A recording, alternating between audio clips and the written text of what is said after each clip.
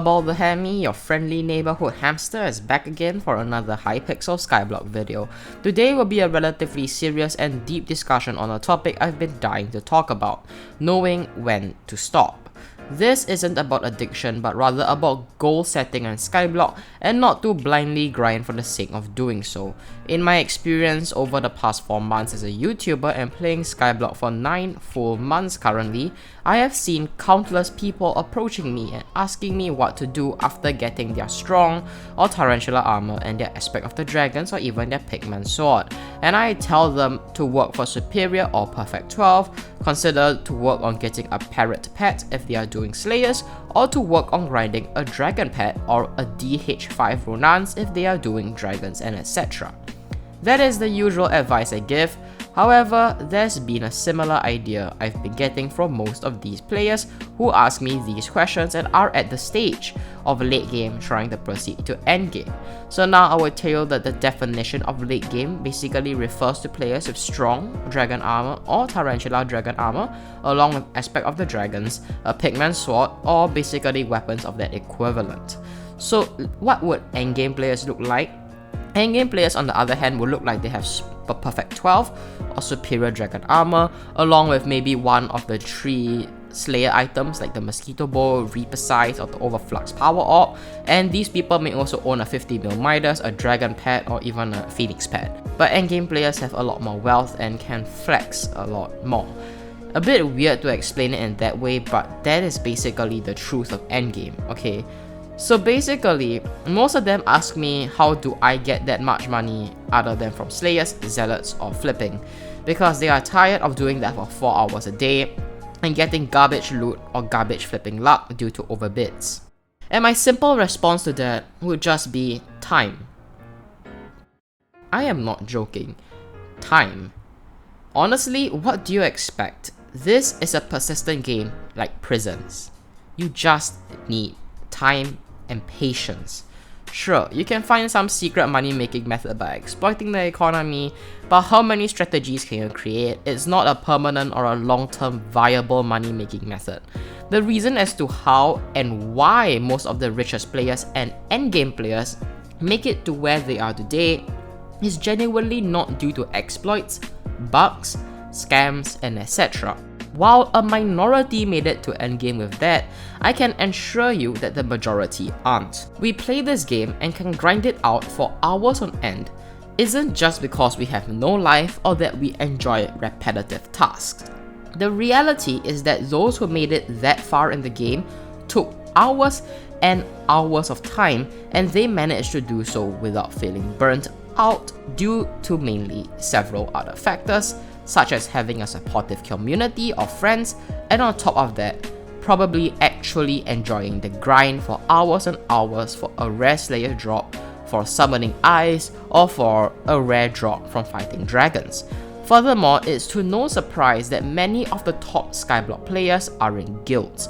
Not only do guilds serve the purpose of combining each other's strength to help brew potions and contribute and splash for everyone to benefit more as a whole by spending less, guilds also serve an important role beyond just these materialistic benefits.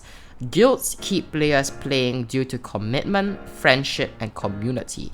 Having a bunch of people with similar backgrounds and gameplay keeps the game fun. Just think about it and put yourself in this context. Would you truly enjoy being a 21-year-old student with a degree in physics, sitting in a class of high school students learning physics for the long run? You would certainly find it funny for a while due to the difference in knowledge, but in the long run you will certainly grow bored. This applies similarly to Skyblock. When you are in a guild made for your type of playstyle and your experience, you are way more likely to stay engaged in the game, and that's better than being alone or being way above the power level of everyone in the guild, because honestly, how much can you flex before people find you annoying? Next, up on the topic of friendship, let me quote this familiar quote. If you want to go fast, go alone. If you want to go far, go together. Most endgame players didn't get to endgame within a month or a week. It takes hundreds of hours to get there, and speed alone won't help, especially since Skyblock is a persistent game. where stamina is way more important than speed if you burn out quickly. Rome wasn't built in a day, and the reality is that it takes an unhealthy amount of hours to get to my progress in the game, especially if you started even later than me and you only had 8 months to play, 7 months to play, 6 months to play, and maybe even less time to play. And honestly, even if you had a good level of luck and got overflux capacitors before even 200,000 XP, the reality is that it takes way too long to get to endgame. And what do you realize? Most endgame players are recognized or known in the community of guilds, like how Flexing Chimps members knows other guild members from first place frags, Aspect of the Bumble, Sky League, and other similar endgame guilds. Essentially, most endgame players are involved in the community, and because of that, they are less inclined to quit. Because why would you quit when you have a backbone of friends to talk and chill with every night after a hard day of school? Lastly, I would also like to mention that endgame has no purpose. Other than for flex purposes, there's relatively little difference in the speed or efficiency of a late and an endgame player. Whether you have strong dragon armor, tarantula dragon armor, or superior armor with an overflux power orb, both of you will practically still kill slayers at similar speeds. Sure, the endgame player might be faster, but only ever so slightly. The problem is that endgame has little rewards other than for flexing purposes. Think about it, why would you get superior dragon armor? It's still worse than full tarantula and runans for dragons, and is only useful in grinding Revenant for that plus 4% magic find bonus, and you can also grind Savan with plus 4% magic find bonus, but it's a bit risky. But sure, is it really that significant? Are you going to pay 40 million coins for plus 4% magic find? Is it that significant? I'll put this in another perspective. A 50 million Midas or a dragon pet? Why do you need extra damage if you don't do dragons, and dragons aren't profitable now in general? As you can see that you need to be super lucky to even get profits from dragons, considering how Wise is now a bad dragon, and Aspect of the Dragon prices are literally 4 to 4.2 mil for a clean Aspect of the Dragons, while Summoning Eye prices are still miraculously rising. So what if you have Perfect 12 or Overflux? You can clear any content without these items, and any of the content that these overly expensive items can be cleared with in fact cheaper and simpler items. My point here is that endgame isn't rewarding, and that if you don't enjoy the grind or are not involved within the community, my suggestion is to put Skyblock on hiatus until new content such as dungeons are out. Heck, even if you try to prepare for dungeons, and when it does come out, you crush dungeons within a few days. And so what? You are now left with no new content to play anyways, since you literally crushed the new content in a few days. The same issue will repeat itself. So yeah, I hope you guys understand this video and your circumstance a bit more. If you are wondering why you should grind tens of hours of zealots just to get superior, maybe you desperately want to get to endgame and to cross the late to endgame gap, I recommend sitting down and seriously asking yourself, why do you play Skyblock?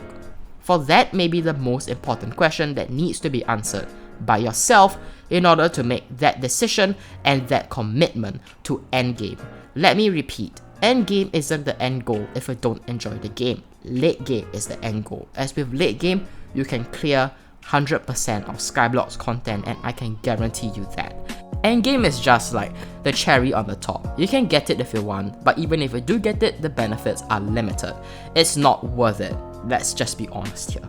Because at the end of the day, because if you don't enjoy the game, late game is just the end goal. You don't need endgame. There is no reward for reaching endgame at all, other than for flex. And if you enjoy the game, endgame isn't the end goal, because there is no end to the game. And if you are truly involved in the community and love the game for the grind it is, you probably wouldn't quit even if you reach endgame. I haven't quit Skyblock, or never have I ever intended to quit Skyblock. And before some people jump on a bandwagon calling me out for encouraging players to quit, the reality is that if you don't enjoy the game that much, and that there are few benefits to grinding further, why should you force yourself or push yourself to do the grind for tens or hundreds of hours just to get an overflux power orb just to show that you reached endgame? What's the purpose of that? You don't get any benefits. And with that, I'd just like to say that the decision on whether you want to enter endgame has to be made by yourself. It is a commitment. Ask your heart and your true self. Put away the ideas of flexing and whatnot, and ask yourself truthfully, why do you play Skyblock? And with that, I shall leave you to do your reflections. This is Furball the Hammy, the introverted hamster, signing out.